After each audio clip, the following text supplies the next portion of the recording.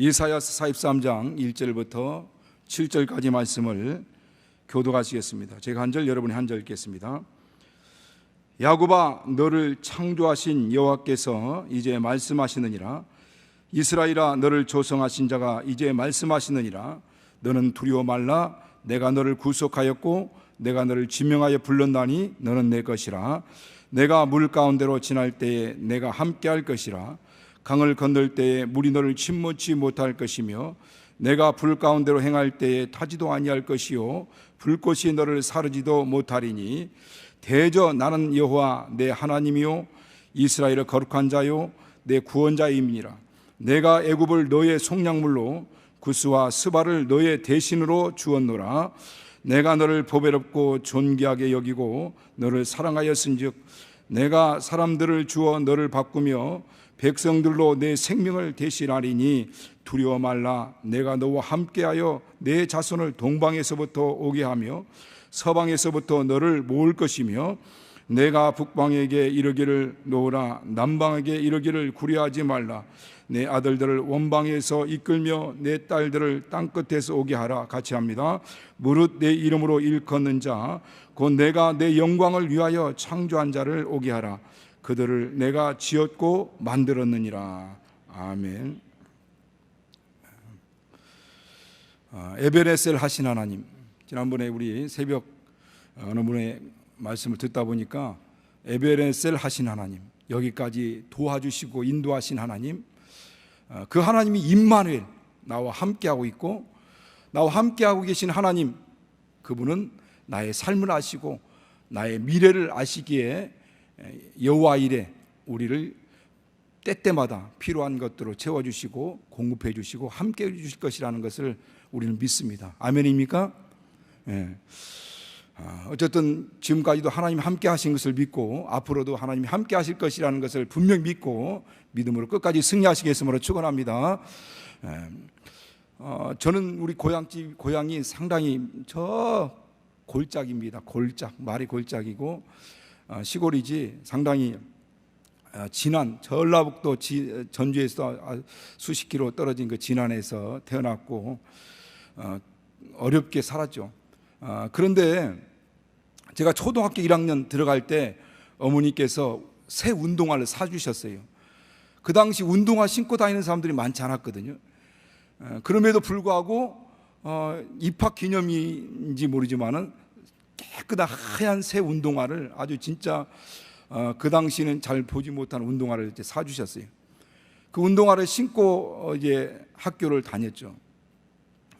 그 1학년 때 학교 어느 날 어렵게 집안이 사는데 어쨌든 아들이 정말 최고로 아들에게 대우해 주고 싶은 그런 마음이 있었던 것 같아요.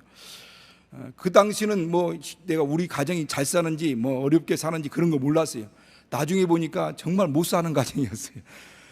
그런데 어쨌든 그런 가정에서 막 수십 년 전 뭐 그때 운동화를 시골에서 사줬어 가지고 그걸 신고 학교를 간 겁니다. 학교를 갔는데 얼마 다녔는지 정확하게 기억은 나지 않은데 1학년 때 입학하고 나서 어느 날 이제 학교가 다 이제 파하고 집을 오려고 신발장에서 신발을 찾는데 신발이 없는 거예요. 그러니까 그 당시는 신발장에다 신발을 넣고 교실 안에 들어갔지 않습니까? 학교를 파하고 이제 신발을 신발장에 찾는데 신발이 없어진 거예요. 아무리 찾아도 없어요. 그 당시 이제 1학년이니까 뭐 어떻게 할 수도 없고 해서 걸어서 집으로 왔어요. 우리 집이 2km, 보통 2km, 3km 상당히 그 당시 먼 거리였습니다. 논두렁길, 자갈밭길 막 걸어서 가야 되는 거예요. 그렇게 맨발로 뭐 선생님한테 얘기도 않고 맨발로 집에 왔어요. 맨발로 오고 있는 그 모습을 어머니가 봤을 때 어떻게 했어요? 여러분, 눈에서 불이 나오는 것 같았어요. 그 다음날 그 봄에 바쁜 일손을 내려놓고 학교에 달려왔습니다. 막 이제 애꿎은 선생님만 꾸지람을 당하는 거예요. 뭐 선생님 가장 것도 아닌데 선생님만 막 뭐라고 막 막을 하는데 뭐 다른 얘기들은 들리지 않는데 이 봄이었으니까 망정이지 겨울이었으면 어떻게 할 뻔했느냐 이렇게 맨발로 어린아이가 왔다는 것에 대해서 막 그 불을 선생님께 다 쏟아 부었더라고요. 그래서 선생님 민망해가지고 어떻게 할 줄 모르고 막 있는 그 모습이 생각이 납니다.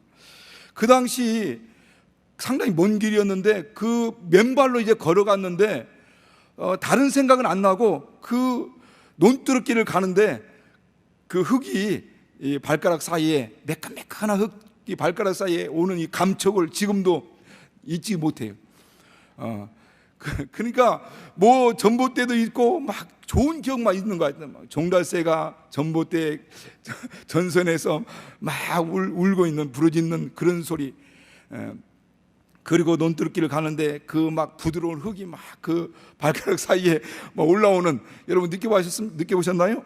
뭐 그런 느낌이 있어요. 자갈밭도 있고 막 아마 그 어린 아이가 그 길을 가는데 엄청나게 힘들었을 텐데 지금 생각은 다른 생각이 안 나고 좋은 생각만 있더라는 거죠. 나중에 한 건데 옆반에 있는 어떤 같은 반 아이가 그 운동화가 탐이 났는지 가져갔어요. 나중에 봐서 보니까 이제 그 후에 보니까 분명히 내 운동화야 보니까. 근데 완전히 희석시켜 버렸어요. 뭐 이렇게 마크 같은 거, 뭐 브랜드 같은 거 다 떼버리고, 뭐 그때 뭐 유명 브랜드도 아니었지만은 그 다 떼버리고 큰 걸 만들어 와 버렸어요. 그러나 딱 보는 순간 내 거구나 하지만 어떻게 하겠어요. 그런데 그 당시 생각나는 것은 제가 뭔가가 필요하다, 학교 다니면서 내가 뭔가가 있어야 되겠다, 내가 요구하고 필요하다 하면 어머니는 다 해주려고 한 것 같아요. 보니까 돈이 없으면은 옆집에 가서 꾸어다가도 나를 막 이렇게 뭔가 좀 해주려고 하는 그런 모습들을 봤습니다. 그런데 그 시골 마을에서 뭐 어떻게 풍족하지 않으니까 한계가 있는 거죠. 한계가. 무엇인가를 막 아들에게 주기를 원했지만은 그 어머니가 할 수 없는 한계가 있었던 거예요. 한마디로 얘기해서 그 사랑에 한계가 있는 겁니다. 부모의 사랑에는 한계가 있어요. 한계 있는 사랑에. 그런데 오늘 제가 말씀드리고 싶은 것은 그러나 우리 영혼의 하나님, 우리 영혼의 아버지, 우리 하나님은 한계가 없는 전능하신 사랑입니다. 전능자의 사랑이에요. 모든 것을 다 해줄 수 있다라고 성경 말씀하셨어요. 오늘도 말씀하지 않습니까? 모든 것이 가능하다는 거예요. 다 할 수 있다는 거예요. 그분이 주시려고 하시면 부족해서 옆집에 와서 구워와가지고 주는 이런 하나님이 아니시라는 거예요. 모든 것이 가능하다. 그분의 사랑은 한량없는데 그 한량없는 사랑을 마음껏 우리에게 한량없이 다 부어주시려고 하신다는 겁니다. 오늘 이 성경에 보면은 그런 말씀이 있어요. 에베소 5장 1절에 보면은 그러므로 사랑을 입은 자녀같이 너희는 하나님을 본받은 자가 되라 라고 이렇게 말씀합니다. 사랑을 입은 자녀같이, 우리가 하나님의 사랑을 입은 자라 이렇게 말씀합니다. 근데 하나님의 사랑을 입다라는 말을 의미를 보니까 어떤 의미를 가지고 있냐면 그 물속에 완전히 잠기버리는, 어떻게 보면 침례와 같은 거예요. 물속에 완전히 잠기는 것. 그런가 하면 완전히 물에 완전히 풍덩 빠져가지고 완전히 입수가 돼버리는 이런 상황. 그러니까 하나님의 사랑을 입은 이와 같은 사랑을 입다라는 것이 완전히 그 사랑 안에 입수해버리고 그 사랑 안에 완전히 풍덩 빠져버린 것. 그런가 하면 또 다른 하나의 의미가 또 있는데 무슨 의미인가 하면 그 완전 내면이 완전 물들버리다라는, 내면에 완전 색이다, 물들다, 이런 의미가 있어요. 그러니까 하얀 천이 어떤 색감의 물을 들이면 그 하얀 천이 그 빨간 물을 들이면 빨간 천으로 바뀌어버리지 않습니까? 그런 것처럼 그러므로 하나님의 사랑을 입은 자녀같이라고 너희는 하나님을 본받는 자라고 할 때 그 사랑을 입었다라는 것은 하나님의 그 사랑 안에 완전히 잠겨버린 것을 얘기하는 거예요. 그런가 하면 또 하나님의 그 사랑에 완전히 물들어 버려 가지고 우리가 하나님의 사랑의 사람이 돼 버린 거예요. 예수 그리스도의 하나님의 사람, 하나님의 모습이 보이는 겁니다. 하나님의 사랑을 받은 사람, 하나님의 사랑을 입은 사람은 그렇게 하나님의 사랑에 완전히 물들어서 누가 보더라도 저 사람 하나님의 사랑을 받았구나, 저 사람 하나님의 은혜를 받았구나 라고 알 수 있다라고 하는 겁니다. 오늘 이 성경에서 그렇게 말씀하고 있어요. 내가 너를 보배롭고 존귀하게 여기고 너를 사랑하셨은즉 이렇게 말씀합니다. 내가 너를 보배롭고 존귀하게 여긴 만큼 사랑했다는 거예요. 보배롭고 존귀하게 여기고 너를 사랑했다. 그러니까 어떻게 우리를 사랑했냐? 은혜적이 보배롭고 존귀하게 사랑했다는 거예요. 우리는 한편으로 오해하는 것들이 있어요. 신앙생활하면서 뭐 그러지 않은 분들도 계실지 모르겠지만은 오해하는 부분이 뭐냐면 뭔가 하나님 앞에 헌신된 이 삶을 살아야 하나님의 사랑을 더 받을 것이다 라고 생각할 때가 있어요. 봉사도 막 엄청나게 해야 하나님의 더 큰 사랑을 받을 것이다. 또 여러 가지 많은 뭔가를 하나님을 위해서 일을 해야 또 이렇게 뭔가를 드려야 하나님의 사랑을 받을 것처럼 그렇게 착각하고 살아갈 때가 있어요. 그러나 하나님의 우리를 사랑하신 그 사랑은 뭔가를 드려야만이 사랑하는 그런 사랑이 아니라고 그랬어요. 우리가 잘 아시는 말씀 가운데, 저도 자주 인용하는 설교 가운데 인용하는 말씀 가운데 그 말씀이 뭐냐면 사도행전 17장 24절 25절 말씀입니다. 만유와 우주를 지으신 하나님은 천지의 주제가 되시는데 하늘과 땅의 모든 것의 주제, 주관하고 주인일 뿐만 아니라 주관하고 다스리시는 분이라는 거예요. 다 모든 걸 다 통제하고 주관한다는 거예요. 주제가 되시는 하나님은 우리 주제가 되시는데 무엇이 부족한 것처럼 사람의 손을 섬김을 받는 것이 아니라 만일에게 생명과 호흡과 만물을 주시는 분이시다라고 그렇게 말씀합니다. 무엇이 부족한 것처럼 우리가 뭔가 헌신해야 되고 우리가 뭔가 봉사를 해야 되고 우리가 뭔가를 이렇게 하나님 앞에 드려야만이 그렇게 사랑을 받고 그런 사람을 사랑하는 것이 아니라 오히려 무엇이 부족한 것처럼 사람에게 사람의 손으로 섬김받는 것이 아니라 만인에게 생명과 호흡과 만물을 주시는 분. 내가 하나님이 생명을 주시니까 내가 사는 거예요. 하나님이 내게 호흡을 주시니까 사는 거예요. 하나님이 모든 만물을 누릴 수 있도록 이 모든 공기와 우리가 일터에서 일을 하고 그 모든 것을 누릴 수 있도록 이러한 대가를 얻을 수 있도록 하나님이 그렇게 보장해 주시니까, 보호해 주시니까, 지켜 주시니까, 그러니까 사는 거예요. 우리가 뭔가를 해 드려서가 아니고 우리가 뭔가를 하나님 앞에 바쳐서가 아니라 이 모든 것이 하나님의 은혜라는 겁니다. 그러니까 하나님은 우리를 사랑하시는데 보배롭고 존귀하게 여김으로 우리를 사랑하였다라고 이렇게 말씀하시는 거예요. 하나님께서 그 모든 것들을 우리를 위해서 희생하지 않았습니까? 우리가 아직 죄인 됐을 때, 아직 우리가 원수 되었을 때 하나님께서 그리스도를 아들을 이 땅에 보내주셔서 그리스도께서 우리를 위해서 죽으심으로 우리를 향한 하나님의 사랑을 이것으로 확증하셨느니라라고 로마서 8장 말씀하고 있죠. 그러니까 이 모든 것 이렇게 그리스도께서 우리를 위해서 죽으심으로 말미암아 하나님이 우리를 얼마만큼 사랑하시는지에 대해서 그렇게 확증하셨다는 거예요. 이렇게 하나님은 우리를 이 보배롭고 존귀하게 여긴다는 겁니다. 여러분은 여러분 자신을 어떻게 생각하고 있습니까? 여러분 자신을 어떻게 여기고 있습니까? 아마 이 중에 또 물론 그럴 분이 계실 수도 있고 그렇지 않을 수도 있는데 어떤 분들은 자기 자신에 대한 이 자기애가 얼마나 큰지 그 자부심, 막 우월감 이런 마음으로 막 살아가는 사람도 있어요. 그런 자기애 또 우월감 또 그런가 하면 한편으로 또 다른 한편으로는 자기 자신에 대한 어떤 이 열등감 또 어떤 그런 그 자괴감 또 뭐 이렇게 자존감이 좀 낮아가지고 항상 자기 자신을 이렇게 좀 학대하거나 낮게 생각하고 그렇게 정말 부족한 존재로 이렇게 움츠러들며 살아가는 분들도 있습니다. 저도요 그렇게 하나님의 부모의 사랑을 받았지만은 그럼에도 불구하고 항상 이 열등감이라는 것이 자리 잡고 있었어요. 그렇다고 또 자존감도 내가 높았느냐 그것도 아닌 것 같아요. 내 볼 때는 항상 이 성품 자체가 내성적이 가지고 나에 대한 나보다는 다른 사람에 대한 의식이 더 많아요.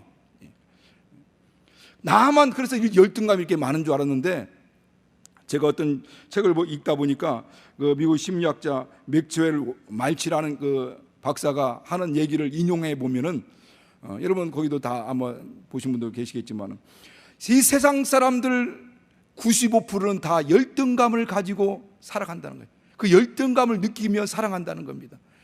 그러니까 95%라고 한다면 거의 대다수가 어떤 그 유명한 대학 어느 많은 것을 배우고 했다 할지라도 각각 다 어떤 이 열등감을 가지고 살아.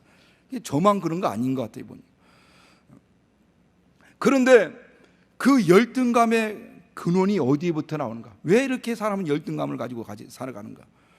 그것을 아주 단적으로 얘기하면 비교의식 때문입니다. 비교. 혼자 산다면 이런 마음을 가질 것도 별로 없을 거예요. 그런데 왜 열등감이 생기냐면 비교하기 때문에 생기는 거예요. 비교.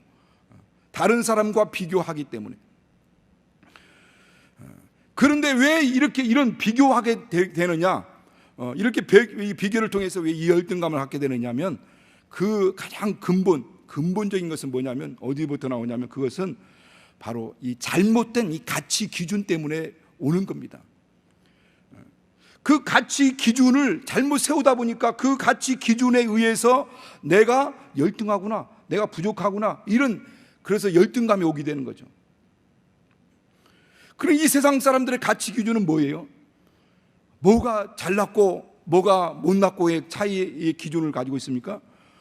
어떤 사람은 돈, 어떤 사람은 어떤 학벌, 아니면 명예, 권력, 또 어떤 사람은 명품백.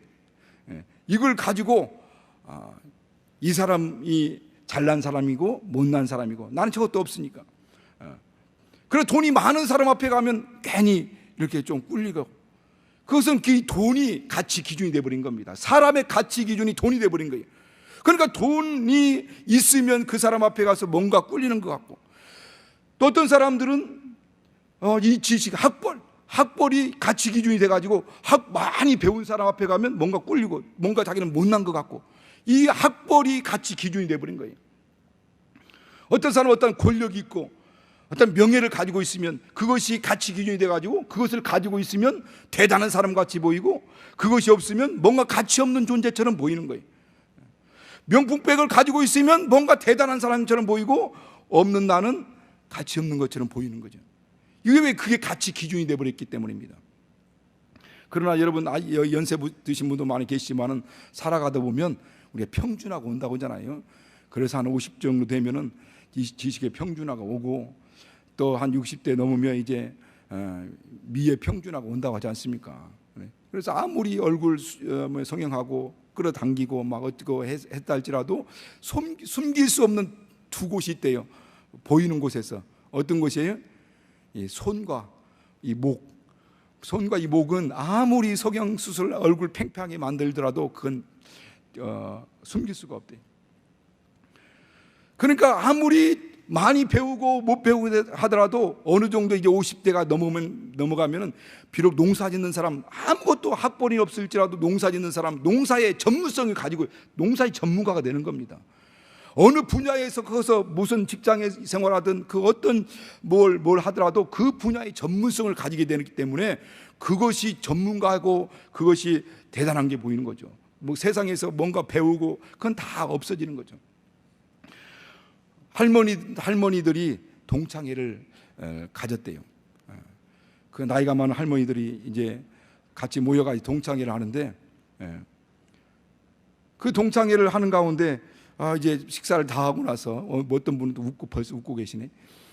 동창회를 하는데 다 식사도 하고 이제 분위기가 좋았는데 그때 하는 어떤 할머니가 이랬더니 제안을 하더란 거예요. 우리 한번 이참에 같이 모였으니까 교가 한번 부르자. 교가 한번 부르자. 그러니까 어떻게 너 교가도 알아? 그러니까 우리는 다 잊어버렸는데 안다고. 야, 너 학교 다닐 때 공부도 잘하더니 지금도 기억력도 좋구나. 그래, 한번 너 불러봐. 그러니까 이제 여기 양양하게 앞에 딱 나와가지고 교가를 부르기 시작하는 겁니다. 뭘 불러요? 동해물과 백두산이 마르고 닳도록, 그러는 거야. 그러니까 옆에 있는 사람이 와, 너 그것도 아직도 안 잊어버리고 있니?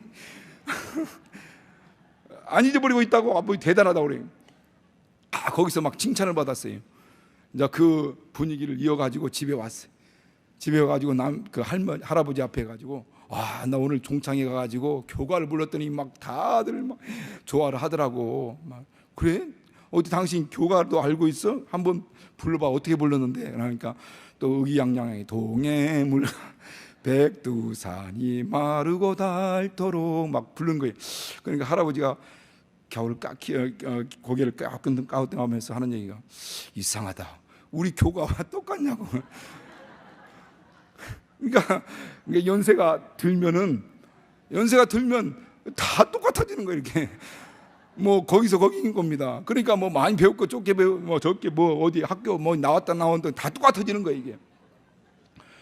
그러니까 이제 더 80대면 이제 부에 많이 뭐 있어도 그만, 없어도 그만, 이거니 매일 한 끼 겨우 꺽꺽하면서 넘기고 있지 않습니까? 그리고 이제 90대 되면 산 자나 죽은 자나 똑같다고 하잖아요. 살아도 산 게 아니요, 죽어도 죽은 게 아니요. 이것들이 가치 기준이 될 수 없다는 거예요. 여러분, 이 돈이 많다는 것, 많이 배웠다는 것, 아니면 또 어떤 뭔가를 들고 있다는 것, 여러분 만인의 명품 가방 있지 않습니까? 만인의 명품 가방 뭐예요? 검은 비닐봉지 있잖아요. 쇼핑백. 그거 하나 들면 다 끝나잖아요. 이것만 있으면 되지. 뭐가 더 필요하겠어요? 이 쇼핑백 하나 있으면 다 모든 걸 다 들고 다닐 수 있잖아요. 그러니까 그게 기준이 될 수 없다는 거예요. 진짜 기준은 뭐냐면, 내가 존재의 가치의 기준이 뭐냐면 나를 만드신 하나님이라는 거. 하나님이 과연 나를 어떤 눈으로 보시는가예요. 다른 사람이 나를 어떻게 보는가가 중요한 게 아니에요. 이 뭔가 명품을 들었느냐 안 들었느냐 이게 가치 기준이 된 게 아니에요. 머리에다가 학벌이 뭔가 많이 배웠느냐 못 배웠느냐 그게 기준이 아니에요. 돈을 많이 움켜쥐고 있냐 그게 기준이 아니에요. 나를 만드신 하나님이 나를 지금 어떻게 바라보시는가, 그분이 보는 눈은 뭔가요? 하나님 나를 어떻게 보시는가, 하나님이 보시는 그 눈이 그게 가치의 기준인 겁니다. 하나님 보시기에 존귀하고 보배로운 존재면 그게 보배로운 존귀한 존재고, 하나님 보시기에 가치 없고 쓸모없는 존재면 그건 가치 없고 쓸모없는 존재. 그래서 자주 말씀을 듣는 것처럼 게헨나, 지옥을 게헨나라고 하지 않습니까? 그건 쓰레기장이라는 뜻인데, 어떤 사람이 게헨나 갑니까? 예수 믿지 않는 자들, 그런 쓰레기 같은 인생이에요. 아무리 돈 많이, 아무리 부귀영화를 누린다 할지라도 결국 쓰레기장으로 갑니다. 게헨나에 들어가 버리는 거예요. 왜? 하나님 보실 때 쓸모없는 인생, 가치 없는 인생이에요. 그러나 하나님이 오늘날 우리를 창조하신 하나님, 여기도 말씀한 거죠. 그분이 우리를 어떤 눈으로 보시는가, 그게 중요한 겁니다. 과연 하나님은 나를 어떤 눈으로 보시는가. 하나님이 바라보는 나의 모습은 보배롭고 존귀하게 여긴다는 거예요. 그렇게 사랑하신다는 거예요. 그런데 그 보배롭고 존귀하다 할 때 그 보배롭다는 말은 아주 가치 있는 뭔가 소중한 이런 의미가 있고, 존귀하다는 말은 영화롭게 하다는 것입니다. 그러니까 하나님 보실 때 가장 가치 있고 소중한 존재가 누구냐? 바로 하나님의 자녀들. 하나님 보실 때 가장 영화롭고 영광스러운 존재들이 누구냐? 바로 예수 믿는 자들. 그래서 영광의 관을 씌우잖아요. 그를 높이라 그러면 그가 높이 들리라. 그를 품으라 그러면 그가 너를 품을 것이다. 그가 너를 존귀하게 하고 그가 너를 영화롭게 하리라.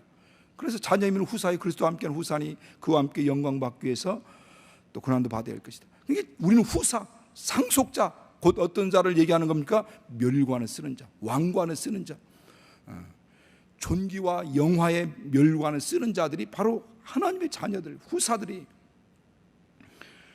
그러니까 하나님이 나를 보실 때 어떤 눈으로 보시는가에 집중하셔야 되는 거예요. 내가 수중에 뭘 가지고 있다는 게 중요한 게 아니라, 명함에 막 자기 이력서를 죽으라고 꽉 빼곡하게 써놨다는 게 그게 자기의 가치의 어떤 기준이 아니라, 과연 하나님이 너를 어떻게 보시는가, 과연 하나님이 나를 어떻게 보시는가, 이게 진짜 중요한 겁니다. 여러분 언젠가 TV를 보다가 강연 백도시라는, 여러분 뭔 강연하는 그런 내용의 프로그램을 보신 적 있죠?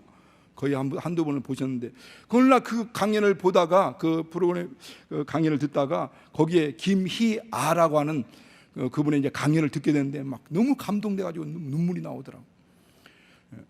그분이 어떤 분이냐면은 어렸을 때 그 보육원이죠. 보육원에다 버려진 영아 유아입니다. 받은 사람이 아이였어요. 왜 그러냐면 그 얼굴 전체가 모반증, 빨간 점으로 꽉 차버린 거예요. 그러니까 엄마가 아이를 낳았는데 감당할 능력이 없겠다고 생각했는지 아이를 버렸어요. 그래서 보육원에서 초등학교 계속 자라게 됐어요. 설상가상으로 25세가 됐는데 25살 때 이 상악동이라고 하죠. 상악동 암이 걸렸어요. 여기 옆에 여기 코와 입이 코하고 연결되는 이품. 그리고 여기 있는 뼈 있잖아요. 여기 얼굴 뼈를 완전히 다 드러내 버렸어요. 얼굴 뼈가 없어진 겁니다. 한쪽은 그렇게 모반증이 있고, 그러니까 얼굴이 흉측하죠. 아마 여러분 보신 분은 아시죠? 얼굴이 막 흉측하고 완전히 일그러지고 얼굴에 막 그 빨간 점들이 쫙 깔려 있고, 그러니까 너무 일그러졌어요. 그런데 그분이 구세군 보육원에서 예수를 믿게 되고 어쨌든 은혜를 받은 것 같아요. 그 상태로만 본다고 한다면 정말 어떻게 보면 참담한데 그는 긍정적인 마음을 갖게 된 겁니다. 그래서 그가 말하기를 이 얼굴 모반증, 빨간 이 점은 세상에서 가장 큰 복점이다라고 생각하고 있는 거예요. 그렇게 자신감 있게 살아요. 그리고 결혼도 했어요. 아이들 낳는데 그 아이들 보니까 엄청 이쁘다고, 애들이. 근데 아이들이 하는 얘기가 우리 엄마가 가장 최고로 아름답다라고 이렇게 생각하고 있어요. 아이들도 너무 잘 키웠어요. 믿음 안에서 잘 키웠어요. 그런데 그분이 하는 얘기가 뭐냐면 그 TV에 나오게 된 것도 자기 이쁜 아이를 딱 쳐다보는 순간 너무너무 이쁘더라는 겁니다. 그런데 그러면서 자기를 딱 보게 된 거예요. 자기를. 나를 나의 이 모습을 바라봤던 엄마의 마음이 얼마나 미어졌을까, 얼마나 그 마음이 아팠으면 나를 버리기라 했을까, 이런 생각을 했다는 거죠. 그러고 나서 그가 TV에 나와서 혹시라도 TV에 나오면 많은 사람들 보니까 나를 보는 어머니가 혹시라도 나를 낳아준 어머니가 누군지 모르지만 혹시라도 본다고 한다면 평생 죄책감을 가지고 살아갈 텐데, 그런 마음이 없도록 하기 위해서 그가 말을 하는데 뭐라고 했냐면 그분이 하는 얘기가 뭐냐면 엄마, 저를 낳아주신 것 감사합니다. 이런 얼굴로 태어나 처음부터 불효를 하고 부모님 가슴에 대못을 박아드려 죄송합니다. 저를 보육원에 보내주셔서 빨리 빨리 사회생활을 할 수 있도록 은혜 이렇게 해준 것도 감사하다고 막 그렇게 하면서 내 딸을 보는데 그 딸이 너무나 사랑스러운데 내가 나를 보는 어머니에게 그런 마음을 주지 못한 것 너무 죄송하다고, 그러면서 혹시라도 나를 버린 것에 대해서 마음이 정말 그런 죄스러움을 가지고 있다고 한다면 그런 마음 갖지 말라고. 그리고 엄마 사랑합니다, 그렇게 고백을 하더라고요. 그러니까 그 마음이 얼마나 마음을 이렇게 고운지. 그러니까 겉 모양이 그 사람의 기준이 되지 못하더라는 거죠. 가치가 되지 못하는. 그 안에 하나님의 사랑을 받으면 하나님의 사랑받고 있다는 존재라는 걸 알게 되면 이 모든 것들이 능히 다 이겨낼 수 있다는 겁니다. 그러니까 하나님이 과연 나를 어떻게 보시는가, 그게 중요한 거예요. 오늘 우리는 이 하나님의 사랑, 나를 사랑하신 하나님의 사랑을 온전히 아는 걸로 끝나면 안 되는 거예요. 그걸 체험해야 되는 겁니다. 지식으로만 아는 것이 아니라 온전히 체험하는 것. 그래서 하나님께서 오늘 여기서 말씀하는 거예요. 나를 보배롭고 존귀하게 여기고 그렇게 나를 사랑하셨다는 거예요. 왜 하나님이 나를 그렇게 보배롭고 존귀하게 여기는가에 대해서 오늘 여기서 말씀을 하는 건데, 뭐라고 간단하게 말씀드리면 뭐냐면 하나님이 창조하고 그분이 만드셨고 지으셨기 때문에 하는 거예요. 여러분, 어떤 사람이 작품을 만들었어요. 어떤 사람이 화가가 그림을 그린다든지 아니면 도공이 어떤 도자기를 만들었다면 그 자기의 작품을 애지중지하죠. 왜? 거기에 모든 혼신의 힘을 다 쏟아 부었기 때문에 그렇습니다. 그런데 우리를 하나님이 창조하셨는데 모든 것을 다 쏟아 부은 겁니다. 그리고 일반 피조물과 같은 존재로 만들지 않고 특별하게 만들었는데 어떻게 만들었냐면 하나님의 형상의 모양으로 만들었어요. 그리고 그들에게 영을 주셔서 하나님과 직접 대화할 수 있는 존재가 되게 하셨어요. 세상에 하나님과 대화할 수 있는 존재는 없어요. 직접 하나님이 존재가 되게 하셨어요. 그리고 한 가지 더 결정적인 건 뭐냐면, 하나님 우리를 지으실 때 이후에 하나님이 직접 우리 안에 오셔서 우리와 함께 거하실 처소로 만드는 겁니다. 하나님이 집, 성전으로 만드는 거예요. 그러니까 이후에 오랜 후에, 어느 때인지 오랜 후에 하나님이 직접 오셔서 함께 내주할 성전으로 만드는 겁니다. 그렇기 때문에 사랑 안 할 수가 없는 거예요. 그렇기 때문에 존귀 여기지 않을 수가 없는 거예요. 하나님의 성전이니까. 그래서 하나님 우리를 만드시고 보시기에 심히 좋았더라, 이렇게 말씀합니다. 하나님이 우리를 볼 때 너무너무 좋은 거야. 왜냐하면 모든 것 완벽한 작품이기 때문에. 그리고 지난번에 잠깐 들은 기억이 나는데, 지난번에도 말씀 연이어서 듣는다고 생각하시면 됩니다. 그 에베소 2장 10절에 보면은 그렇게 우리는 그의 지으신 바라 라는 그 말씀이 새 번역 성경에는 우리는 그의 작품이라 했잖아요. 작품. 선한 일을 하기 위해서 하나님께서 그리스도 예수 안에서 우리를 만드셨다, 작품으로 만드셨다, 이렇게 직접 그렇게 말씀하고, 그러니까 우리가 하나님 보시기에 좋았더라 이렇게 하시는 만큼 너무너무 사랑스럽고 너무너무 존귀한 존재, 영화로운 존재. 그리고 그런 존재가 범죄하여 죄에 빠져버리니까 그들을 어떻게든 살리려고 하나님 아들을 이 땅에 보내신 겁니다. 하나님 어떻게 말씀으로만 끝내지 않냐고, 하나님 아들이 이 땅에 오셔서 자기 몸을 속전으로, 우리를 사기 위한 속전이라는 것은 값을 치르다라는 의미가 있잖아요. 값을 치르고, 그래 구속하다 한 말이 값을 치르고 사다, 이런 의미를 가지고 있는데, 그 생명의 속전을 자신의 몸으로 들이신 겁니다. 자기 몸을 들였어요. 그 속전으로 자기 몸을 들여서 우리를 그 피로 사신 겁니다. 다시 회복시킨 거예요. 하나님의 아들 자녀로. 하나님이 직접 이 땅에 오셔가지고 자기를 내놓고, 몸을 내놓고. 그래서 오늘 여기도 말씀하는 건, 내가 너를 구속했기 때문에 우리를 사랑한다. 그분이 우리를 작품으로 창조하셨고 구속하셨기 때문에. 그리고 마지막으로 보면 그 이름으로 일컫는 자, 내 영광을 위해서 창조한 자라고 이렇게 말씀. 하나님 영광을 위해서 창조했기 때문에 우리 사랑한다. 여러분, 그 작품이 있으면 자기가 이름을 밑에다 기록을 합니다. 아무리 좋은 대단한 제작이라고 해도 그 이름에 내 이름이 써 있으면 그건 졸작이고, 그 이름에 누구 유명한 미켈란젤로나 그런 사람들 이름이, 피카소 이름이 써 있으면 그건 대작이 되는 거예요. 그 이름에 누구의 사인이 들어가 있는가, 그러면 수백만 원, 수천만 원, 수억, 수십억, 수천억이 되는 거죠. 어떤 그림은, 피카소 그림은 1955억짜리도 있다고 하더라고요. 그런데 어쨌든 그 이름 밑에, 그런데 하나님께서 오늘 여기로 뭐라고 말씀하셔요? 내 이름으로 일컫는 자. 7절에 보면 무릇 내 이름으로 일컫는 자 곧 내가 내 영광을 위해서 창조한 자로 오게 하라. 하나님의 이름, 예수님의 이름, 아버지의 이름을 여기다 새긴 겁니다. 그래서 베드로가 말씀하고 있잖아요. 은과 금은 내게 없거니와 내게 있는 것으로 내게 주노니 예수 이름으로 걸어라, 이렇게 보면.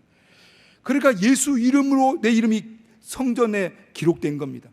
나는 하나님의 것이다 라는 것. 스티그마, 흔적, 예수의 흔적이 어떻게 우리에게 새겨졌냐면 예수의 피로 새겨졌고 예수 이름으로 새겨진 겁니다. 그래서 하나님의 것, 하나님의 작품이라는 겁니다. 자, 마지막으로 한번 옆 사람을 쳐다보시기 바랍니다. 한번 쳐다보세요. 그냥 민망하지만 쳐다보세요. 여러분은 지금 하나님이 전지전능하신 하나님의 최고의 작품을 감상하고 있는 겁니다. 옆에 있는 분은 하나님이 최고의 작품을 지금 감상하고 있는 거예요. 여러분 자신을 어떻게 보고 있습니까? 여러분 이웃의 사람들을 어떻게 보고 있습니까? 과연 하나님의 최고의 작품, 보배롭고 존귀하고 가치 있고 영화로운 존재로 보여집니까? 아니면 쓰레기 같은 인생으로 보여집니까? 여러분 눈이 보배입니다. 어쨌든 복된 인생인 줄 아시기 위해서 축원합니다. 여러분 자신을 여러분 눈으로 보면 안 돼요.